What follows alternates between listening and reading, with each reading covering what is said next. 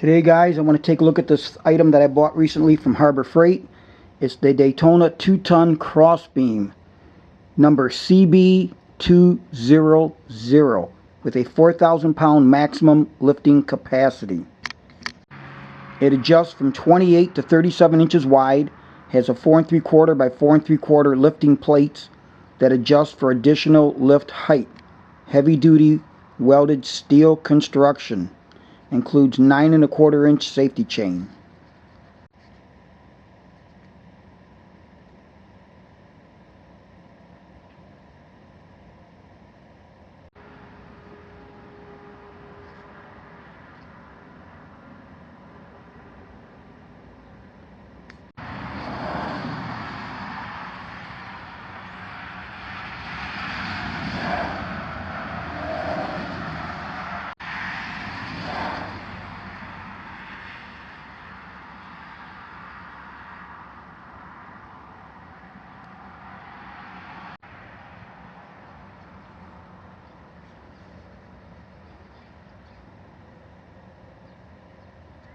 Now you do get this new bolt with this small ring, washer-like ring, so don't lose that when you get it out of the package.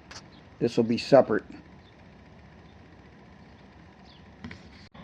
So here's my Daytona 3-ton Super Duty jack, DJ3000. It's the one that they compared to the Snap-on. I got this for a really good price, back about 3 years ago during a Black Friday sale at Harbor Freight. But what we got to do, pull this mat off, and we've got to take this out. That requires a 10mm Allen wrench. I'm going to be using a socket type. And I do want to say that when I initially took this off years ago, when I got this to take this off, I had one hell of a time getting this loose. I mean, it was Loctited or something. It's on there. So be prepared to get a long breaker bar to loosen that. But since it's already been loose, we don't have to do that. Let's take that out of there.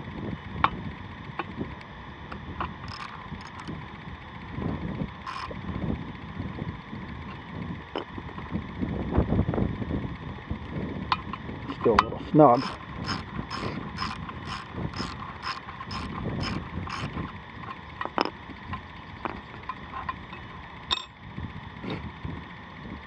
So now that's what this one will look like.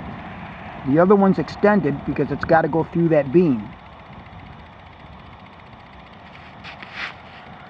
Also, when you remove that, obviously this top plate will come off.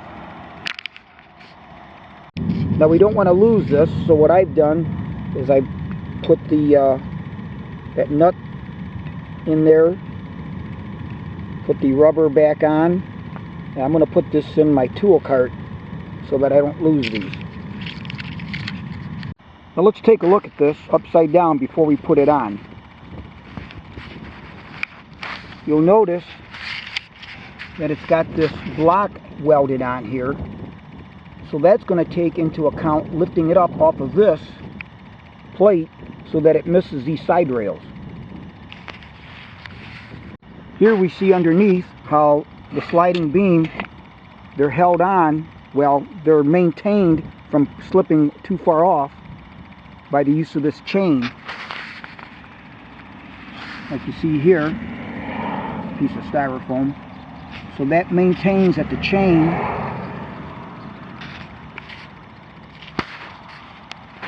stays on and keeps that length. So when you adjust it, you never lose that section. Good idea.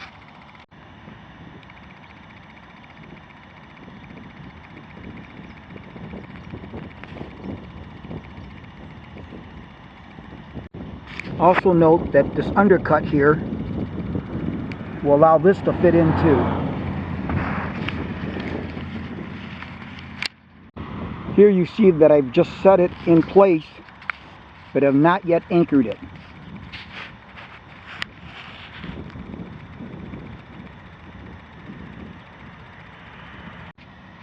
I don't know if it shows up good here, but see that nick? I tried to turn it on before I'm going to have to file that and take care of that because it will not go in properly. Alright, so I've got the threads taken care of. I just basically put it on a wire wheel and took that one rough nick off. So that I did have to raise this up just a hair. And then what we're going to do, stick that in there, move it around till you'll feel it set. Then take your 10 millimeter and put it in.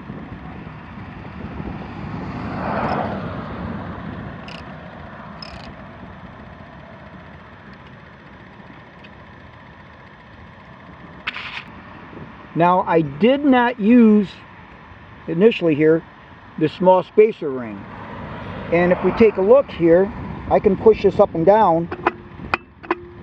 So I'm going to take this back out and use the spacer ring. I'm assuming some jacks need it and some don't. Alright, there's the ring. Slip that on.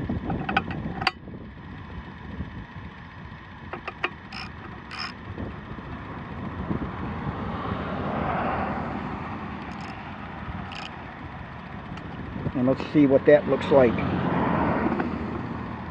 Yes, much better. Although, well, now I can't turn it. Now it's very tight. So I guess it just has to be like that. Okay, I'm going to take it back out because now with this snug down, what you want it to be, it's too tight. It can't swivel. Okay, we'll take it back.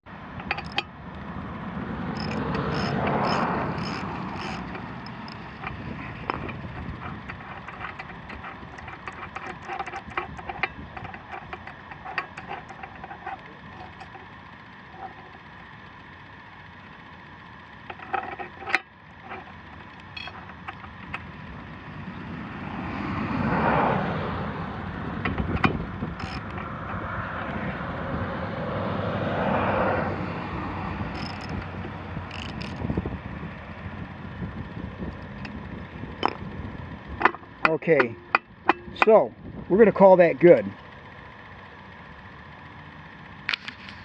Alright, let's take a look at the travel of the saddle. And they go up nice and smooth, just the right amount of friction.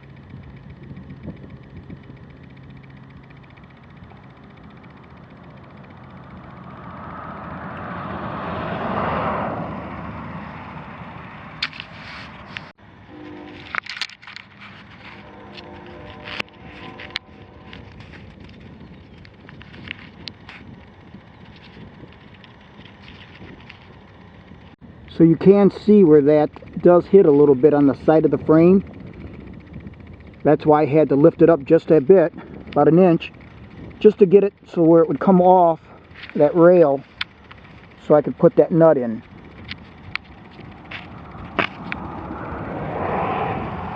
Here you see it lying fully down.